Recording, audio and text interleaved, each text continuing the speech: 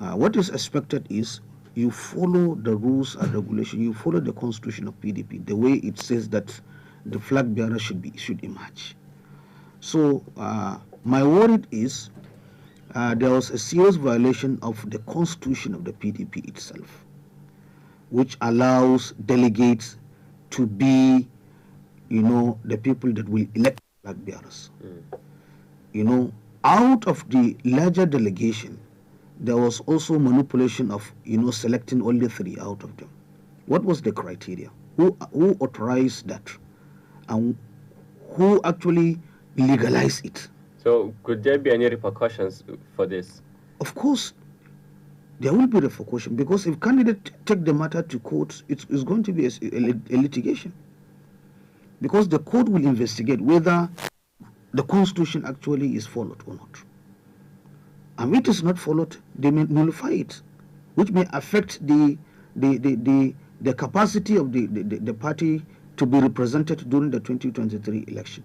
So what we are saying is, in democracy, what guides democracy is constitutionalism. Once you violate the constitution, it means actually it's subject to litigation. People have right to take it to court. So what we are saying is, no matter how, we should follow the rules. Follow the rules of the game, so that at the end of the day, people will be satisfied. And the aggrieved ones may decide also to leave the party at the end of it. If at the end of the day you find that injustice was meted on you, you may decide to leave the party. And that means defection from PDP to other parties. Although we are yet to see how APC will conduct the election, but from the look of things, it is going to be the same if care is not taken. In a related matter, the election was also postponed in Imo State due to confusion on how to, there was confusion on the part of the delegates regarding the Electoral Act, Section 84, Article 12. The legal advisor of the party in the state, Kesinga Ikioku, said it's led to exclusion of over 80% of delegates that were originally supposed to vote. So there was confusion. That's what we are saying. That's what we are saying. Even where the primaries was conducted, you find this exclusion. Initially there was list of delegates that were supposed to cast their vote to candidate of their choice who would represent the party. As I said, at the dear minute to the primary election, another list of delegates was approved. The question is who approved the list, and what criteria was followed, and who authorized it, and was it legal for the party to do that? All these are questions that need answers. And if answers are not within the constitution of the party, definitely some people may go to court and seek redress. So that's what we are saying. There was a lot of manipulation. And it's not only peculiar to PDP. The inability of the parties in Nigeria, particularly major parties, to conduct internal democracy is part and parcel of problems of democracy we are seeing in Nigeria. And that is why you find the right candidate doesn't emerge. Why? Because of internal manipulation of those who are running the affairs of the party. So there is acute shortage of internal democracy in all our parties, particularly the major ones. I'm referring to PDP and the APC. Yeah. So you find that there's lack of internal democracy. You find sometimes, it is the people at the helm of affairs that control the party. Who gets what when is decided by them. All right. We've just been joined now by Dr. Baboyo Sule, political scientist from the Federal University, Kashire. Welcome, Dr. Baboyo. Welcome. Thank you very much. Good morning. Good morning to you too, and so glad to have you here via telephone. We are discussing about the PDP just concluded legislative primary elections that held on May 22nd. So, Doctor, as a political scientist, obviously, in every election, there are winners and losers there. And so, for on the part of the losers, what option do you think they have left to to position their grievances? Thank you very much. There are many ways. Well, in the first place, these primaries that are currently taking place are just more like a charade. It's just like a child play that is being exhibited by these politicians. It seems like still we have a long way to go in as much as this delegate process of determining who will represent the platform of parties is still considered. I think that is one of the reasons why, if you could remember, during the process of passing any electoral bill 2022, we insisted and we kept on praying then that that issue of delegates should be wiped out and then direct primaries should be allowed. But unfortunately, some few selfish personal politicians that are always after their interests went off and down until they made sure that they squash that aspect of the law in order to allow them or to enable them to be doing exactly what they are doing now. If you look at it, it's just either imposition or money politics. Just yesterday in Kaduna State, I think the son of former Vice President Namadi Sambo, who spent nearly 100 million naira or even beyond contesting just for reps, has now been going around from house to house asking them to return back the money because they refuse to vote for him even after collecting the money. So it is disgusting. It is unfortunate that we kept on saying that this country is poor, we don't have money to fund education, no money for health sector, no money for infrastructure. But during election, you will see that there are millions and billions and even trillions to spend away in order to secure power. So there are so many questions that Nigerians should be asking. In fact, ours is unique. It is only in this country that such inhuman display could take place, and yet the Nigerians will continue to sit down as complacent and complicit members just watching as onlookers. So on the issue of what the losers should do, I think the best thing is, the problem is that our parties lack ideology. So you will not expect the losers to embrace their loss and say, okay, fine, we lost, because the process is not free and fair in most cases. Only few cases are. In most of the cases, they are just either all imposition or just the highest bidder or even what the godfathers decide. So you will not expect the losers to readily embrace such loss and then say, okay, we will continue and work for the party. It's difficult if they can do that. Most of them will now have two options, either or three options, either to rush to an opposition party. If you lost in PDA, you rush to APC and help them to defeat the person that defeat you in the primaries, or you come to another party that there is a vacancy, either AA or MNPP or SDP or PRP or whatever, to contest again, or to stay in the party but engage in a fierce anti-party activities underground to make sure that that person that defeated you in your process that you are not contented with lost the election. So unfortunately, I think the Nigerian democracy is being gradually but forcefully and persistently reversed toward militarization. What we are witnessing today is those that are making noise, democracy, military government, they can now see that there is no any dividing line between what the military is doing with what the so-called Democrats are doing. People are now left choiceless. People are not provided with the platform or the alternative to have their own choice. People are just being coerced and manipulated into a choiceless process. The parties are just presenting what they wish, either by consensus, by imposition, by money. It is among these two you will choose among what you call the devil's alternative, or the lesser evil. So at the end of the day, the entire so-called democracy is nothing but just the manipulation and just the wish of the very few elite who are able to successfully manipulate the process right from primaries.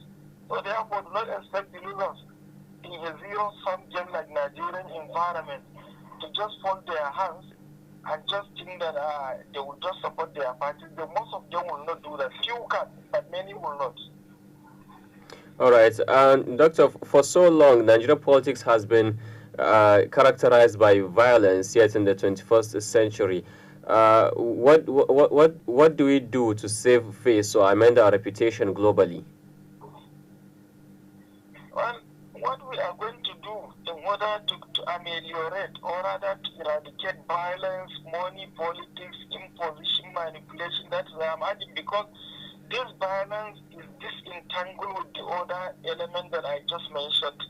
What we need to do on this, we need to do a rigorous work. In fact, what we need is liberation. We need second political independence. After that of 1960, I think the next political independence that we need in this country is through the ballots.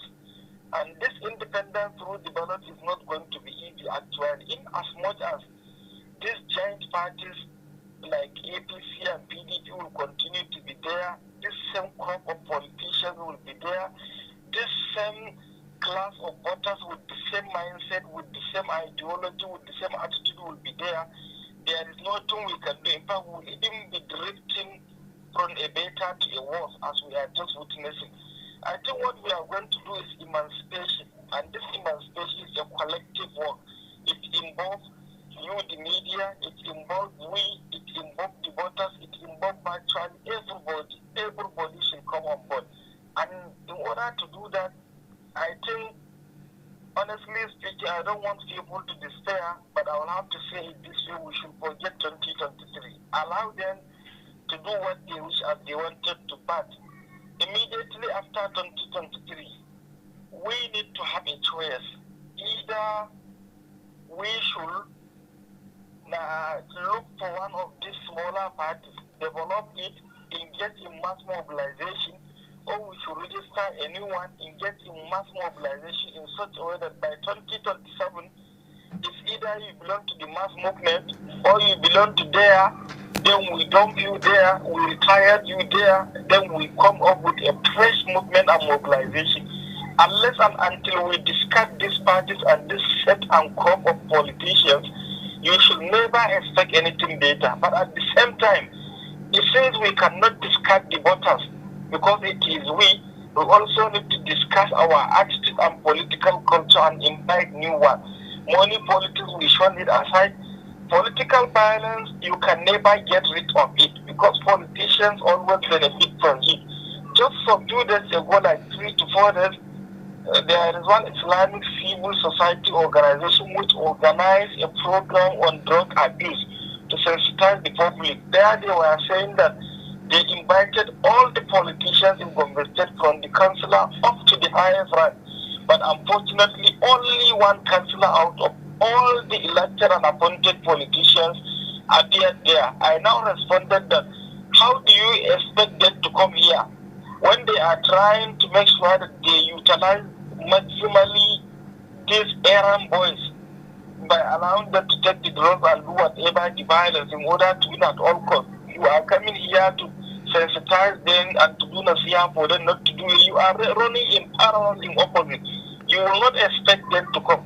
So therefore, to me, we need to emancipate ourselves. It's not a small task. It's not a small job. We need to do the George Orwellian animal farm movement, but not like just the case of Comrade Napoleon. We need to have genuine comrades with credibility, integrity, capacity, competency.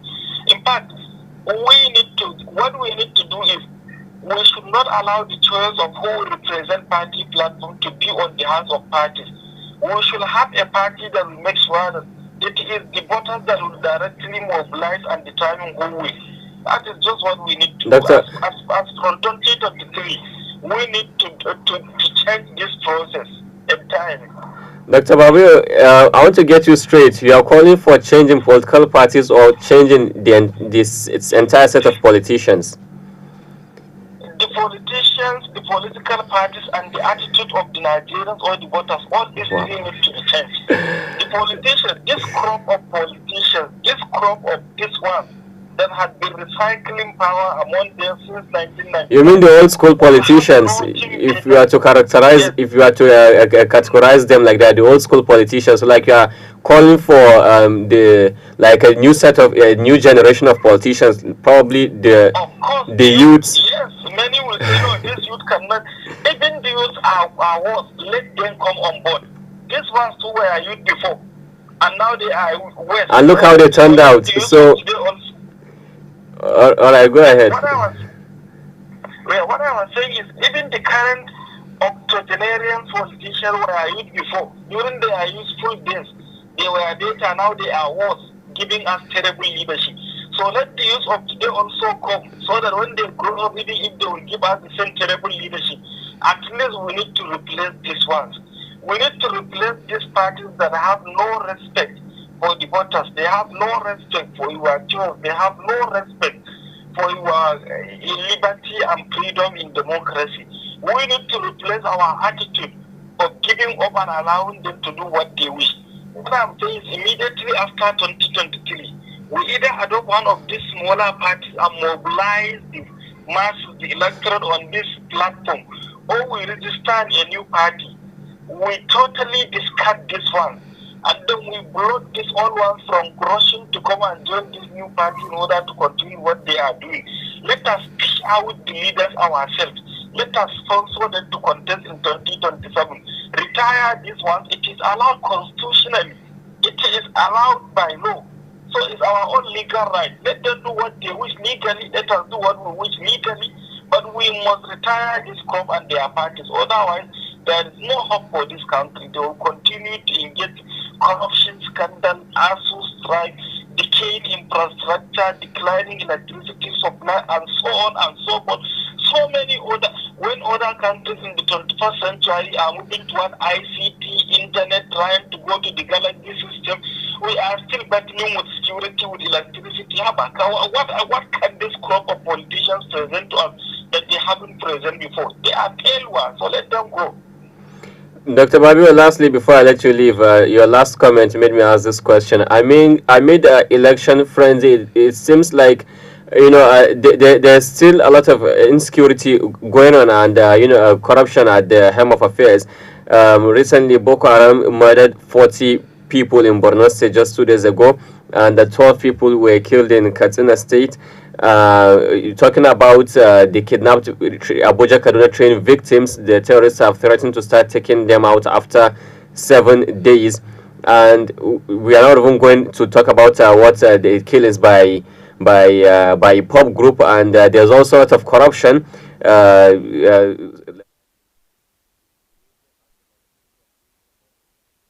And there's also that of the Nemasa boss. So it seems like the whole attention of the country is being focused on the primary elections taking place and elections ahead of the 2023. It's like these other national issues are not given much attention as the political issues are being given. Do they care? Do they give a damn? Do they give an attention on that?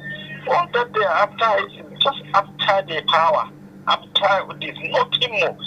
It's only in Nigeria in the world that such one-time killing, such destruction, such corruption scandal, and so many other mishaps will be on daily basis be reported. And yet the politicians will be thinking of party primaries and election. In other countries, they will not impact. The party primaries will take place under money. In fact, in confidential system. But rather they will all go out towards addressing these issues and this problem. But here, it is a business venture. It is the most lucrative investment today in this country to join politics. People spending 100 million naira in order to clean the ticket of a House of Reps. How much will they get if they go there? It is alarming. People buying ticket at the cost of 100 million naira to contest for presidential primaries, even when they know that they are not going to win. This is to tell you that the country has been bastardized, has been relegated to a jungle justice. In fact, if this democracy is the type of democracy that will be practiced in this country, then I think we need to sit down and redefine and redesign and restructure our democracy based on what will give people liberty Based on what will give people the freedom and determination of choice and our participation in governance process, not just a few crop of people who are not God-fearing, who sacrifice their own having for this world. They don't fear God, they don't fear their meeting with God, they just sit down, squander our commonwealth, steal our resources, destroy everything in order to enjoy this world at the age of 60 and 70, when they are heading toward their graves in no more than 10 to 20 years. Yet they prepare this ephemeral life, destroying us and destroying everything. These are not people that will take us where we want. We have to tell it as it is. Frankly, these are not leaders. These are just selfish, personal rulers that are just after their own personal benefit. Now that the delegates are there, the primaries is not over. Even if I call on the delegate not to collect money, they will not hit to my alibi. But you may go ahead and collect, but don't make a mistake of voting for a candidate that has no community service, a candidate that has no connection with grassroots, a candidate that has no team visible to show. Go for a candidate that has credibility, integrity, competency, a candidate that will behave after securing power the way he behaved before securing power. Go for candidates that are better, the ones that are good, the ones that can respect people, the ones that can respect people's view, the ones that will serve the people. Don't just go and collect money and sacrifice people. It is a trust. These delegates should know that the outcome of these primaries will heavily rest on their shoulders and their necks. People will continue to point an accusing fingers on them if they make a wrong choice and continue to blame bad governance and misgovernance and misrule on them. So therefore, my own call and advice is the electorate should come out and vote. Still, you don't have necessarily to go and vote for these giant and bigger parties. If they could not present what you want, dump them and go for smaller parties that can present what you want. There are other parties. For example, now there are parties that are smaller ones, they have presidential candidates. There is in NPP, there is in PRP. If the APC and PDP could not give credible choice, forget about them and go and vote for the other ones. But it's not a mandatory cause that you must vote for them. The same thing at all ranks, from state houses of assembly to national assembly to gubernatorial positions. If there is anywhere where you see an imposition or a mischoice, then you can dump it and go for any other party that gives you an alternative. It's legal, it's your constitutional right. Let us start from 2023 at least, but we cannot finish the job. But I am sure with a great mobilization by 2027, we can do the job. We can dump them and create our own platform and movement and then see what we can do. Thank you so much for that, Dr. Babiosule. We'll reconnect with you in due course of the program before we round up to give us your final comments. Thank you so much. Thank you very much. All right. And back to Dr. ABDULKHADIR Saleh in the studio. You've heard all what Dr. Babiosule said. If money plays such a major role just in the primary elections, what does this say for the general election? Actually, we need to look at it institutionally. We should make politics less attractive. As long as politics is attractive, you earn huge amount of money if you are in power. You have access to state resources, you can loot the way you want. We will continue to have these money bags, and we'll continue to have people, turning politics into a prebendal business where you invest 100 and you harvest 1 billion. So I think this is very important, that in some countries, politics is less attractive. It's just a call for service. You find that the allowance are not attractive, and the system will not allow you to loot. And even if you loot, one will end of his life in jail, but not in Nigeria. You find that every member at the end of his 4 years or 8 years, as the case may be, he will turn to be the billionaire of his community. The billionaire of his community. You will find that he amassed a lot of wealth. So that gives encouragement for people to spend 100 billion, as he said, 100 billion just for House of Representatives. He knows that he will, at the end of the day, he will earn about 1 billion or more than 1 billion. That 100 million, if he secured the ticket and he won election, at the end of the day, it will turn to a billion.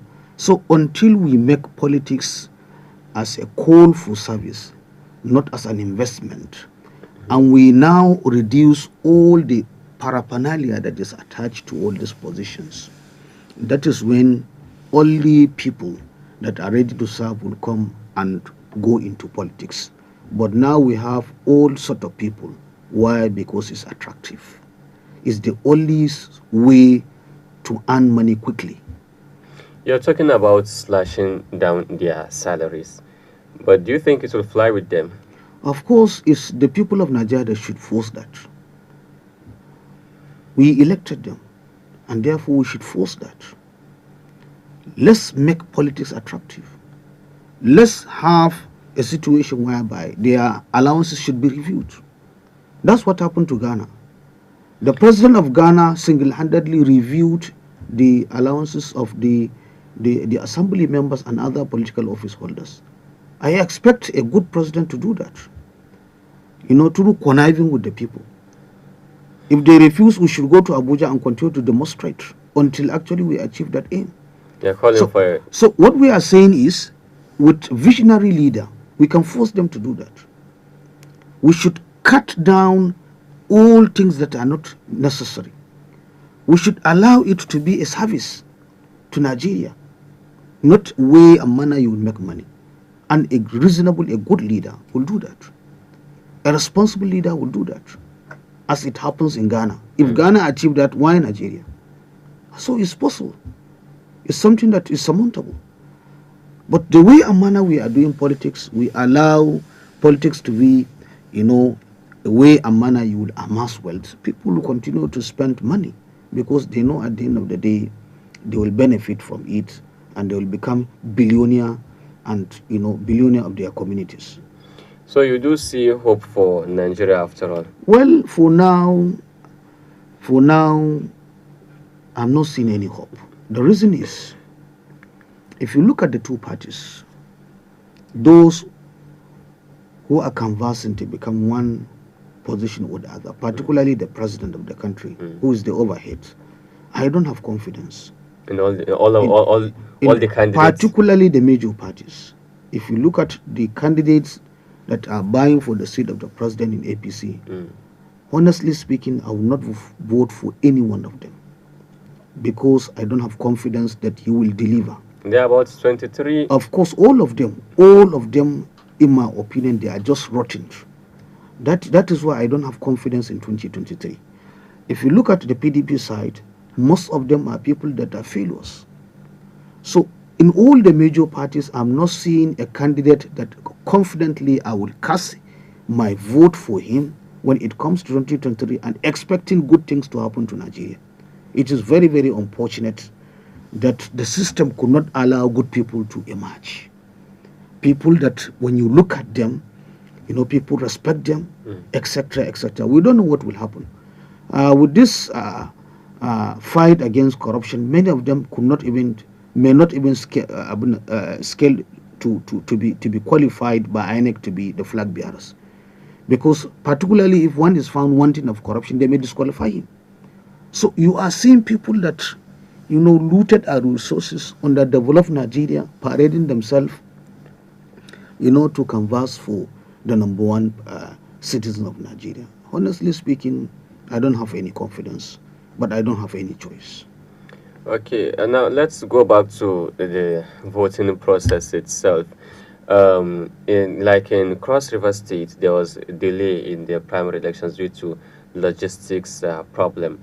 And this not only happens during primary elections, also during general elections.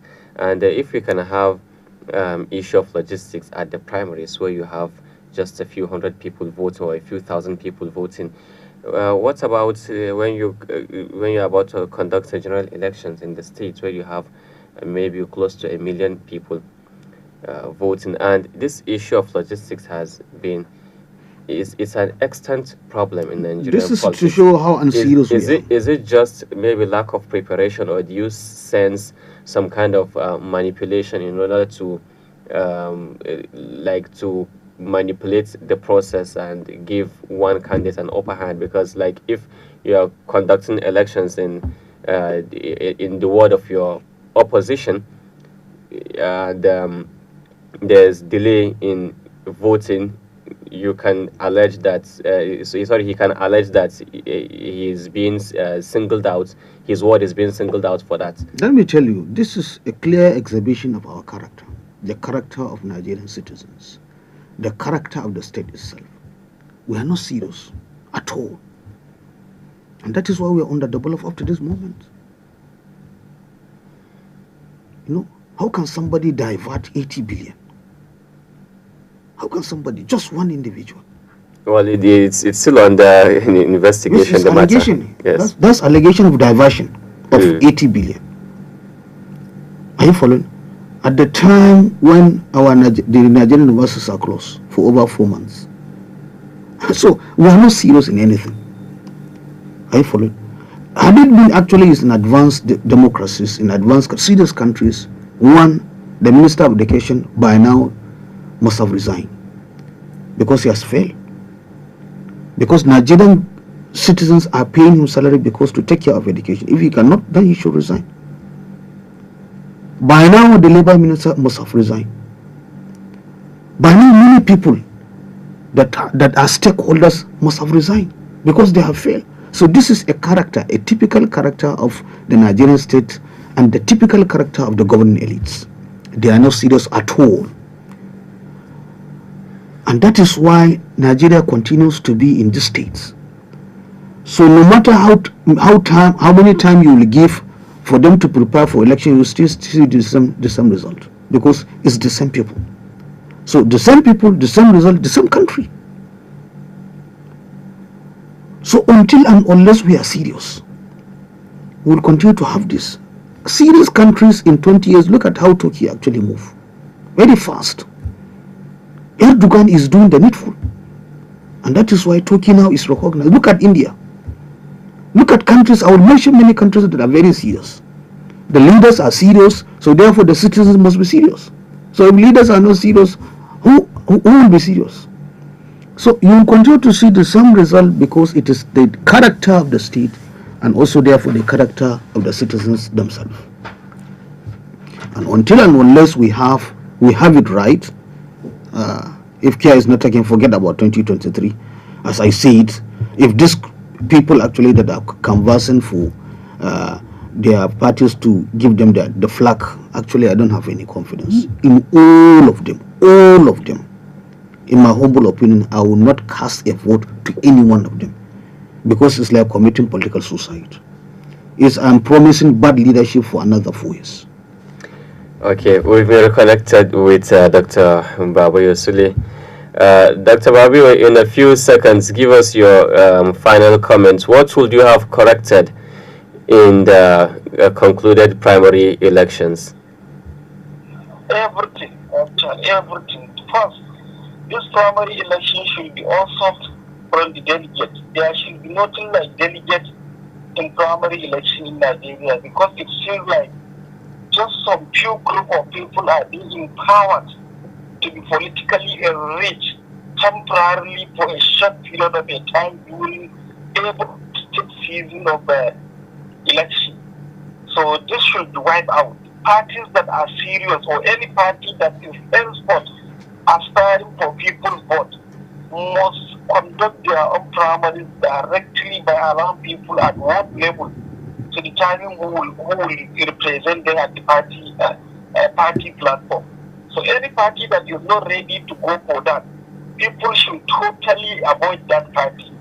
So therefore, any party among this SDP, PRP, NPP, AA, whatever among the remaining 15 that are now existing and the ones that may be registered later should start thinking toward that. And any party that feels that it is too big to allow for democratic process internally to take place, the people should feel too big to give that party an opportunity. It's an opportunity, and if you didn't give, that is all she can.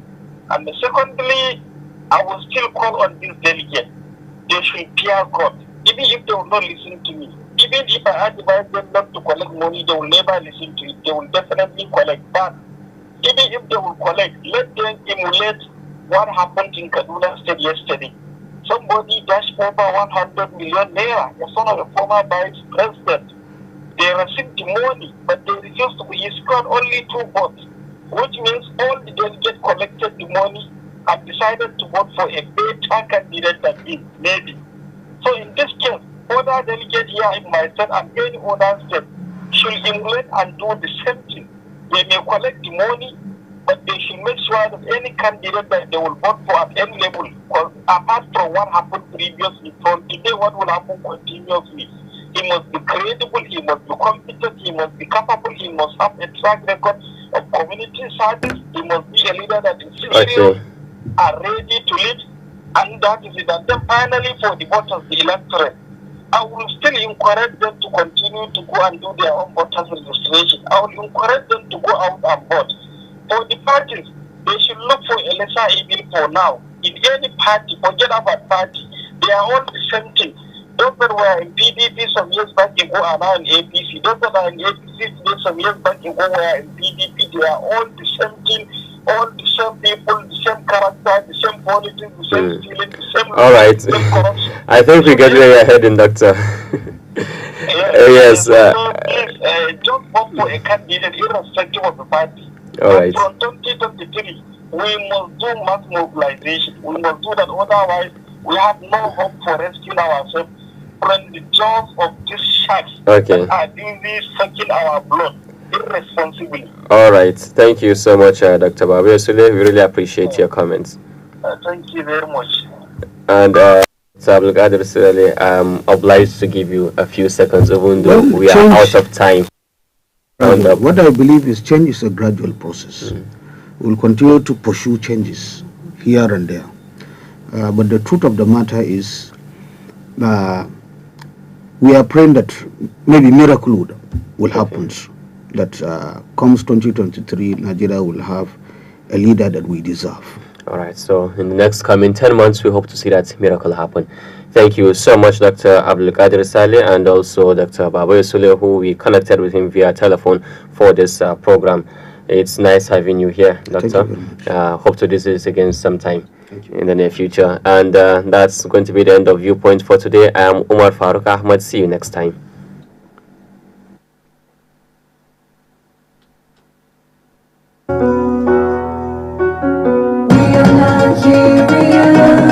We are champions, we are kings.